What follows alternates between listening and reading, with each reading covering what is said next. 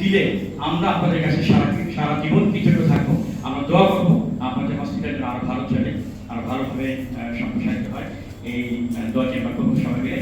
আর service council কিন্তু খুব ছোট একটি সংগঠন না। আপনারা প্রায় আমাদের 2000 ঢাকা সার্ভিস কাউন্সিলের সদস্য প্রায় 2000। বাংলাদেশের এমন কোনো চ্যানেল নেই, বাংলাদেশের এমন কোনো পত্রিকা নেই, বাংলাদেশের এমন কোনো সংবাদ সংস্থা নেই, বাংলাদেশের এমন কোনো অনলাইন ইউটিউব চ্যানেল নেই যারা এই সংগঠনের মেম্বার এবং নির্দলীয়, এটা কোনো দলীয় কোনো সংগঠন না। এখানে আপনার বিভিন্ন পেশায় বিভিন্ন দলের লোকজন কিন্তু এই সংগঠনের সদস্য। আমরা যারা বিভিন্ন পেশায় থাকি, বিভিন্ন ভাবে থাকি, সবাই কিন্তু এই সংগঠনটার মেম্বার হচ্ছে সবাই, সব দলের লোকজন। আপনারা বুঝতেই পারছেন যে এরকম একটি সংগঠনের আজকে আপনারা যে কাজটি করেছেন ইসলামিক ফাউন্ডেশন, আমার বিশ্বাস এটা আপনারা এইটার একটা সুফল এই সংগঠনের পক্ষ থেকে আপনারা একটা সুফল পাবেন, এটা আমার বিশ্বাস।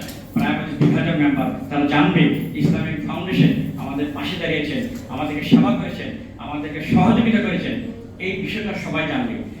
আর বিশেষ করে আমি কাজ করছে আর এই মেডিকেল ক্যাম্পের জন্য ব্যক্তিগতভাবে সবাইকে মেসেজ দিয়েছে, আমাকেও আমি মেসেজ পেয়েছি এবং আমাকে ফোনও করেছি আজকে এই প্রোগ্রামটা আসার জন্য।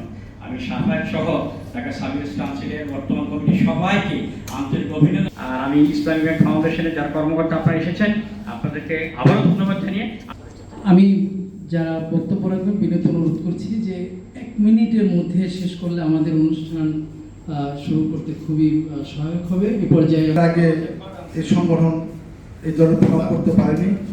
এটা সার্ভিস কাউন্সিলের প্রতিটা সদস্য উপকৃত হবেন।